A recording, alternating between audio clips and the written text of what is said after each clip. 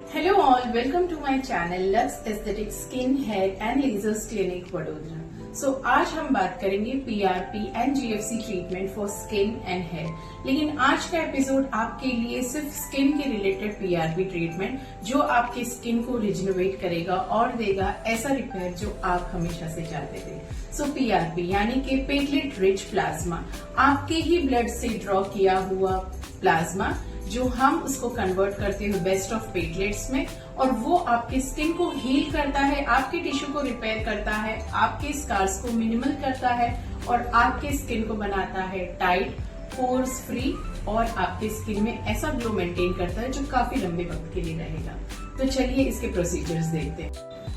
अभी हम बात करते हैं कौन है ऐसे क्लाइंट्स जिसको आप रिकमेंड कर सकते हो PRP treatment for face.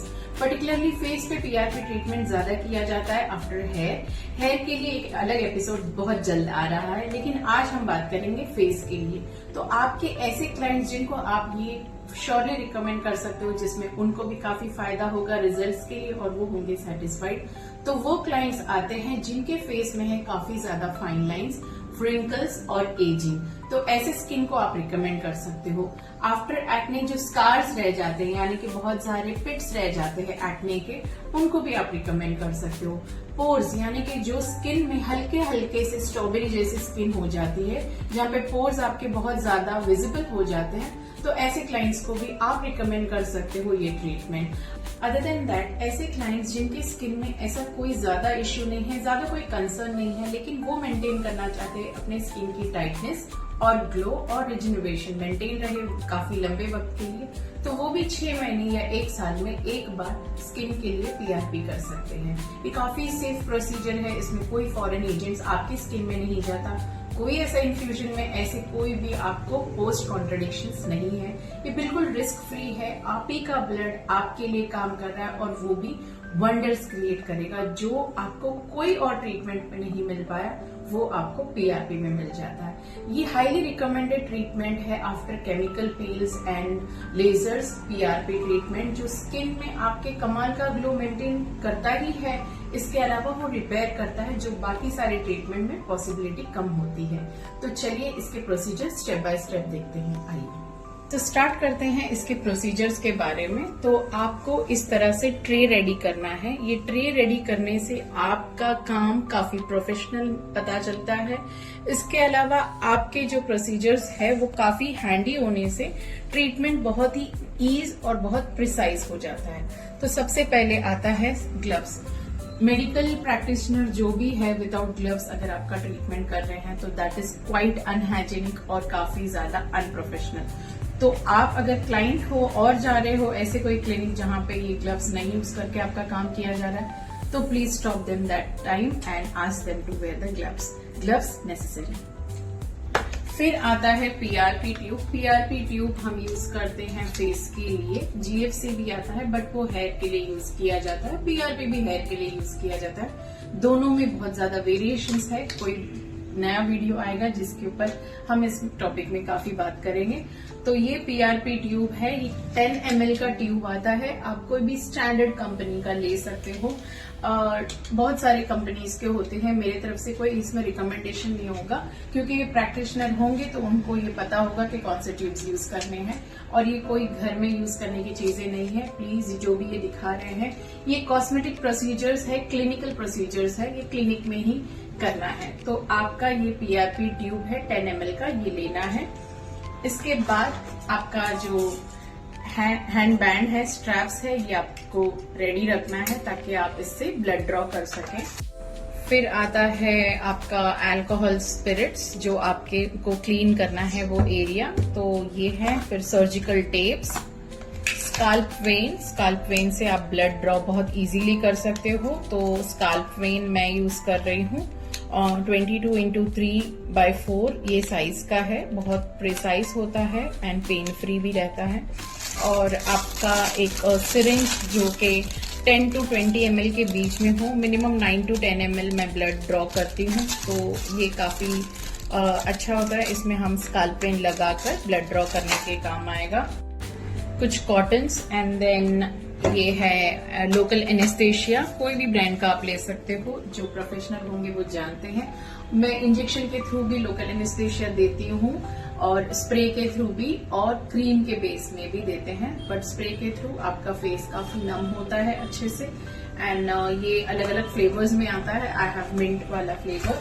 Then आता है 36 नीडल, ये माइक्रो नीडलिंग के काम आएगा। 36 नीडल, इसमें बहुत सारे वेरिएशंस होते हैं। 36 नीडल हमने लिया है। फिर हम लेंगे ऐसे 4 इंसुलिन सिरिंजेस, जिसमें हम पीआरपी यानी कि आपका प्लेटलेट रिच प्लाज्मा कलेक्ट करेंगे। और इसमें हम जब लेंगे तो ये हम डायरेक्ट भी इंजेक्ट करेंगे, करीब 2 सिरिंजेस, और 2 सिरिंज हम स्प्रे करेंगे at the time of micro needling. तो ये आपका 1 टाइम यूज है, यानी कि क्लाइंट को यूज किया तो थ्रो कर देना। So these are disposable syringes. फिर आता है ये मशीन, तो ये मशीन है डॉक्टर पेन। इसमें हम ये वाला नीडल यानी कि 36 नीडल जो मैंने आपको बताया था, ये डॉक्टर पेन में आप लगाएंगे और फिर हम इसको जेंटली आपके स्किन में डेप्थ आप चेंज कर सकते हो एज पर योर स्किन, और हम डेप्थ दे देकर आपके स्किन में एक स्कार क्रिएट करेंगे जो आगे जाके टाइटनिंग देगा आपको। देखा कि कैसे हमने एक ट्रे रेडी किया है पीआरपी फॉर स्किन। तो ऐसे ट्रे आपके काम को बहुत ज्यादा ईज और कंफर्टेबल कर देते हैं। आपके क्लाइंट के ट्रीटमेंट के दौरान आपको बहुत ज्यादा हौश पौश करने की जरूरत नहीं पड़ेगी, काफी आपका काम इजीली होगा।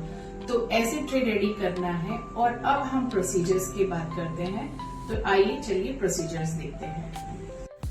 तो यहाँ पे सबसे पहले आता है कि आप हैंड्स ग्लव्स पहने। ये बहुत ज़्यादा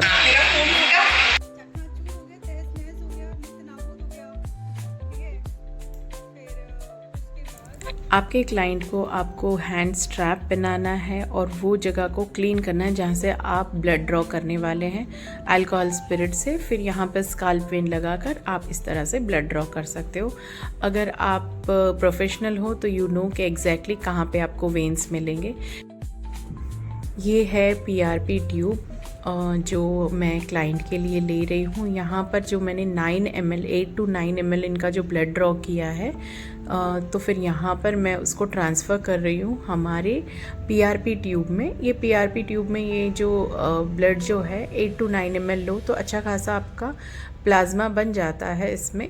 तो यहाँ पर मैं इसको ट्रांसफ़र कर रही हूँ, क्योंकि अगर आपने सिरिंज में ही रखा है तो वो हाईली चांसेस है कि क्लॉटिंग हो जाए ब्लड का। तो आपको जल्द से जल्द उसको ट्यूब में करना है, पीआरपी ट्यूब में। Then you have to send it to centrifuge. Centrifuge machine जो है वो आपके ब्लड में से प्लाज्मा सेपरेट करते हैं, जो कि प्लेटलेट्स रिच प्लाज्मा होता है। देखिए इतना होता है 8 to 9 ml ब्लड। ये है सेंट्रीफ्यूज मशीन जहाँ पे हम 5000 राउंड्स दे रहे हैं। अप्रॉक्सीमेटली ये 20 to 25 मिनट्स लगता है। फिर इस तरह से ये जो गोल्ड कलर है ना, वो ही है आपका प्लाज्मा, बेस्ट ऑफ प्लाज्मा, जिसमें प्लेटलेट्स बहुत रिच अमाउंट में है। तो 4 सिरिंजेस मैंने इंसुलिन सिरिंजेस लिए हैं। इसमें मैं अपना प्लाज्मा कलेक्ट कर लूँगी जो क्लाइंट के ब्लड से निकला है।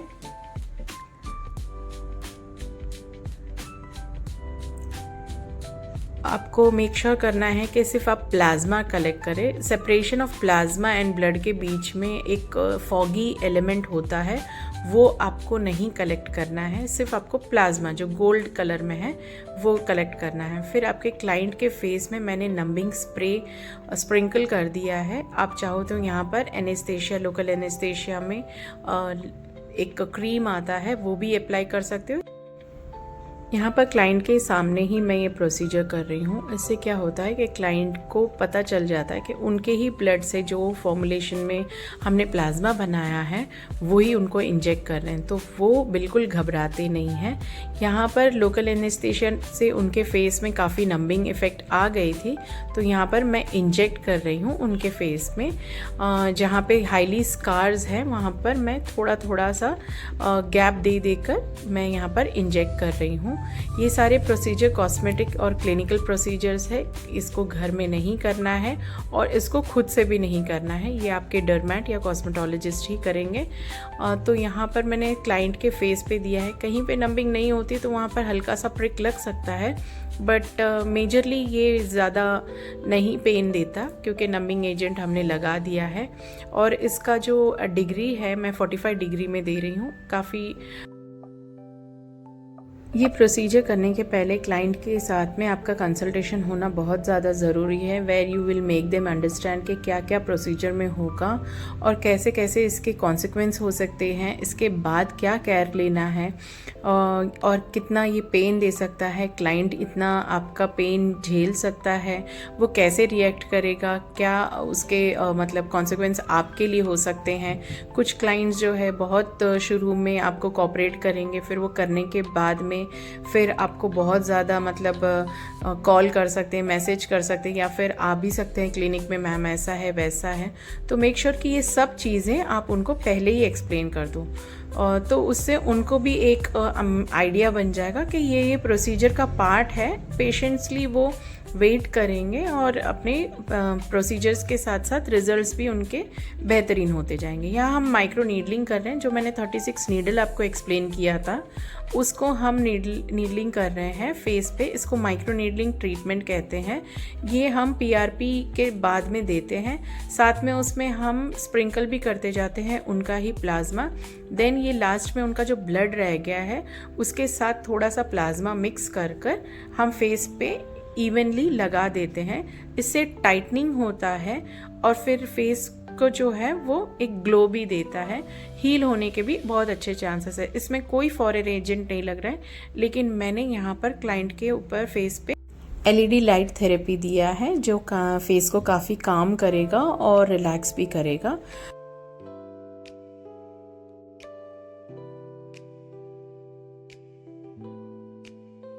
इस प्रोसीजर के बाद आपके कॉस्मेटोलॉजिस्ट या डर्मेट आपको कुछ स्किन केयर बताएंगे या फिर कोई स्किन रूटीन बताएंगे जो आपको फॉलो करना है, जो आपको डायरेक्ट सनलाइट में नहीं जाना होगा, मेकअप नहीं लगाना होगा। तो ये सारे प्रोसीजर्स अगर आप उनके अकॉर्डिंग सही से फॉलो करोगे तो रिजल्ट्स काफी अच्छे आएंगे, स्किन जल्दी रिपेयर होगा, हील होगा और एक सेटिस्फैक्टरी रिजल्ट। अगर आपको मेरे कंटेंट से रिलेटेड कोई भी क्वेश्चन हो तो प्लीज कमेंट में जरूर मेंशन कीजिएगा, और ऐसे भी कमेंट आप कर सकते हो जिसमें आपको नेक्स्ट वीडियो देखना हो। अगर आप मेरे चैनल में न्यू हो तो प्लीज मेरे चैनल को सब्सक्राइब जरूर करना, और अगर आपको मेरे कंटेंट्स अच्छे लगे हो तो प्लीज लाइक कीजिए, आगे अपने कम्युनिटी में शेयर कीजिए और कमेंट में जरूर मेंशन कीजिए कि नेक्स्ट वीडियो कौन से टॉपिक पे हो। And thank you for watching. This is Noorin signing off.